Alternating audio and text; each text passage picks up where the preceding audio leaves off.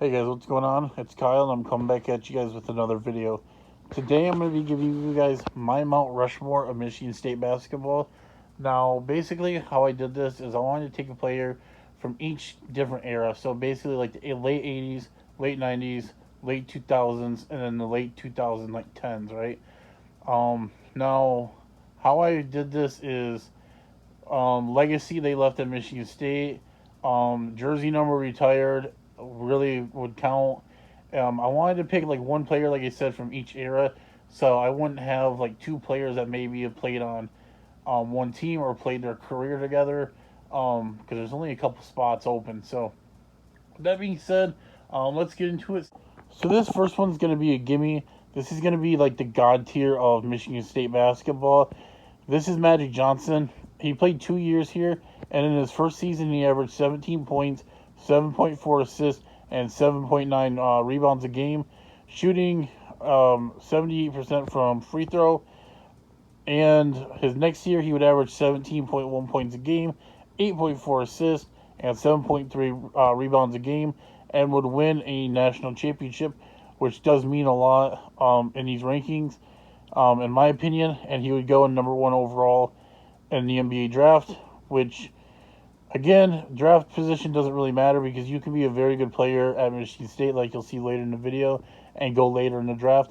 But Magic Johnson left a legacy here that every point guard looks up to. Magic's a legend here, and he even has a statue outside, which is pretty obvious. But, you know, you just don't get statues for no reason. His number's also retired at Michigan State. This guy's a legend, and he's definitely in my Mount Rushmore. Next up on my Mount Rushmore, we have Mateen Cleaves. Now, Mateen actually did play all 4 years at MSU. His senior year, averaging 12.1 points a game. He averaged 6.9 assists and 1.8 rebounds. He was a national champion in 2000, arguably one of the best teams in Tom Izzo's career here. He was a three-time consensus All-American, the Big Ten Tournament MVP, two-time Big Ten Player of the Year, and he was named to 3 Big Ten teams. He was also drafted in the first round by the Detroit Pistons. All in all, he would play 123 games here, average 12.5 points, 6.6 assists, and 2.1 rebounds. Now, Mateen also did have the assist record until it got broken this past year by someone else that I'll mention later on. But Mateen definitely is a legend around Michigan State. He still sticks around to this day. And to me, that's what means a lot, is when somebody played here, left a legacy here, and still is in contact with the school and still represents the school. That's what means a lot to me. And Mateen definitely deserves to be on this list, in my opinion. Next up, representing the late 2000s into the 2010 is obviously Draymond Green. In my opinion, Draymond's one of my favorite Michigan State Spartans ever. He was a two-time NCAA All-Region player. He was a consensus All-American, 2011, 2012 Big Ten Player of the Year. He was an All-Big Ten team in 2011, 2012. He was a 2012 Big Ten Tournament MVP. He was the Sixth Man of the Year in 2010, and he was named to the Big Ten All-Defensive Team. Draymond also played all 4 years here. His freshman year, he would average 3.3 points a game, and by his senior season, he would average 16.2 points a game.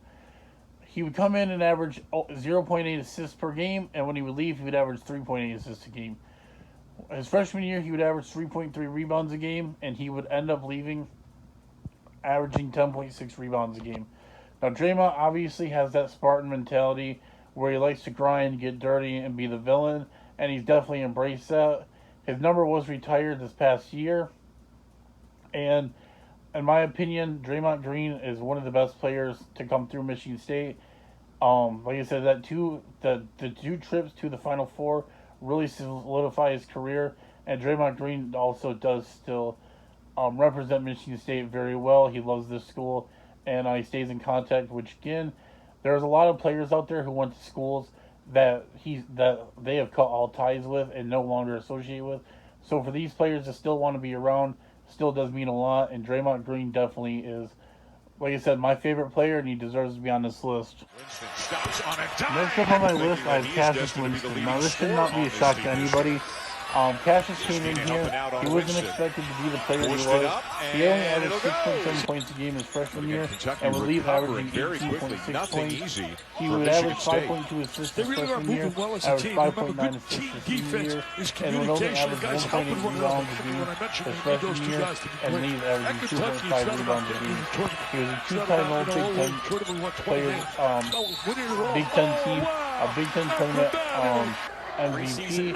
He played 139 games for MSU, averaging 14.2 points per game.